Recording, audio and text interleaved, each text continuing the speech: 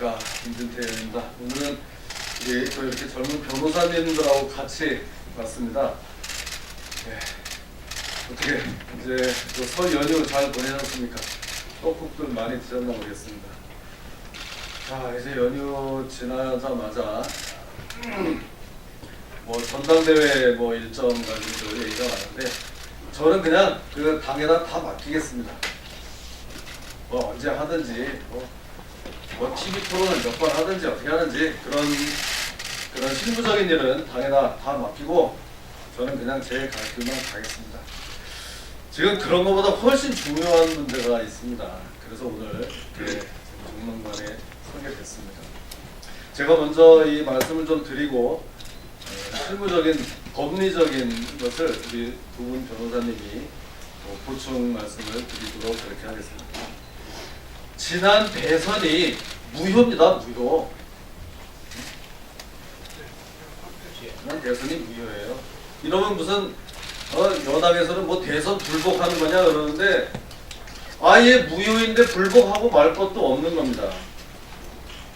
거기에 대한 이런 법리적인 이론적인 뒷받침을 제가 말씀을 드리겠습니다. 문재인 대통령이 김경수와 만약에 공범이라고 하면 선거법상 당선 무효가 가능하게 되는 겁니다. 그리고 그걸 어떻게 하느냐? 특검으로 해야 되는 겁니다. 문재인, 김정수 특검으로 이 진실을 밝혀야 하고, 현직 대통령에 대해서도 조사가 가능하다. 결국 댓글로 흥한 정권 댓글로 망한다. 저는 이 말씀을 드리고 싶습니다.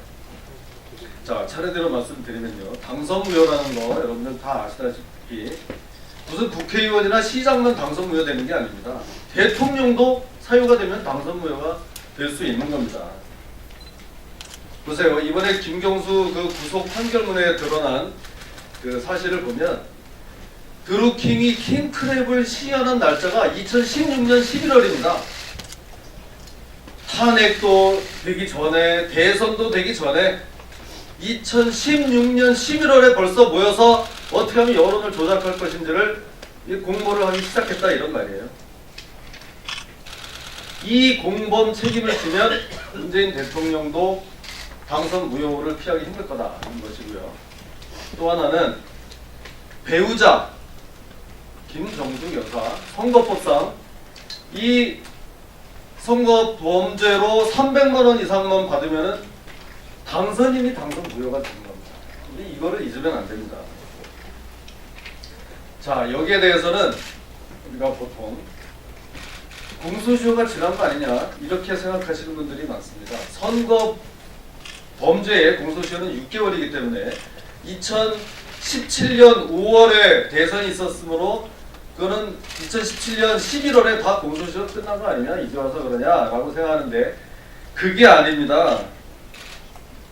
그게 아니에요. 선거범죄 공소시효는 6개월이지만 3년으로 연장되는 경우가 있습니다. 어떤 때냐?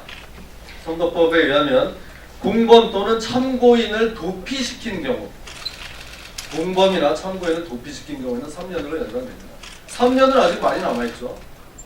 1년이 더 남아있습니다. 공소시효가. 그러면 공범 참고인을 뭐 어떻게 도피시켰던 것이냐, 한번 생각을 해보세요. 이 느릅나무 출판사에서 모여서 드루킹, 뭐 킹크랩 시연을 하고 온갖 짓을 다 했는데, 이게 대선 직전에 2017년 5월 5일날 선관위에서 이 느릅나무 출판사가 이상하다 해가지고 검찰에 수사 의뢰를 합니다. 네? 그거를 검찰이 5개월을 그냥 가지고 있다가 공소시효가 다 돼가니까 슬그머니 불기소 처분을 했어요. 그 다음에 이제 여당이 된 민주당, 청와대는 계속 김경수 변호하기에 바빴어요. 여론에 밀려서 특검까지 갔는데도 계속 변호하기에 바빴습니다. 그러다가 이번에 급기야 김경수가 1심에 실형을 선고받고 구속되기에 이릅니다. 이런 일련의 상황, 이거를 보면 이게 바로 공범이나 중요 참고인을 도피시킨 경우에 해당하는 겁니다. 저 혼자만의 이야기가 아니고 판례에도 나와 있는 겁니다. 수사와 재판을 제대로 받지 못하게 직간접적으로 압력을 행사하는 이런 일을 하면 이게 도피시킨 경우에 해당하다. 이런 판례가 있습니다. 자, 여기서 그렇더라도 현직 대통령을 기소할 수는 없지 않냐. 우리 헌법 84조에 현직 대통령에 대한 불소추 특권이 있죠. 그걸 모르는 게 아닙니다. 그렇지만 조사를 할 수 있는 거예요. 또 전례가 있습니다. 전례가 지난 박근혜 정부에서 박근혜 대통령이 현직에 재직 중일 때 법원으로부터 압수수색 영장 발부받아가지고 청와대에 압수수색하러 간 적이 있었어요. 강제 수사에까지도 이미 들어갔었다 이런 얘기입니다. 근데 이제 와서는 무슨 그 불소추 특권 뒤에 숨을 수는 없을 거다 이런 말씀을 드리고요. 배우자는 당연히 불소추 특권이 없습니다. 김정숙 연구인에 대해서 조사나 뭐 어떠한 특권도 없기 때문에 여기는 일반인과 마찬가지로 처리가 가능합니다. 그래서 이 문재인, 김정숙 특검이 반드시 관철돼야 된다 이렇게 생각을 합니다. 드루킹 특검 한번 하지 않았냐? 그래 한번 했죠. 그렇지만 이번엔 대상이 다릅니다.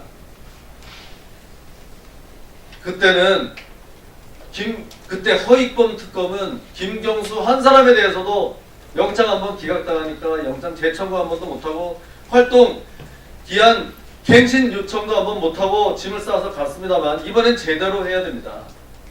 대상 자체가 다릅니다. 문재인, 김정숙 특검입니다. 김정숙 여사는 드루킹이 만든 그 경인선 가자 경인선 가자를 5번을 외쳤습니다. 그런데도 관련이 없다고요? 문재인 대통령은 이 모임이 본래 경공모였다는 거죠. 근데 이게 이름이 너무 어려우니까 경인선으로 바꾸는 게 어떠냐? 그 개명을 하자고 한 사람이 바로 문재인 대통령이라는 거 아닙니까? 드루킹 공판 과정에서 다 드러난 사실 아닙니까? 저는 그렇게 알고 있습니다. 당연히 같이 공모한 혐의가 짙고 특검이 해야 할 일은 널려있다 이렇게 생각합니다.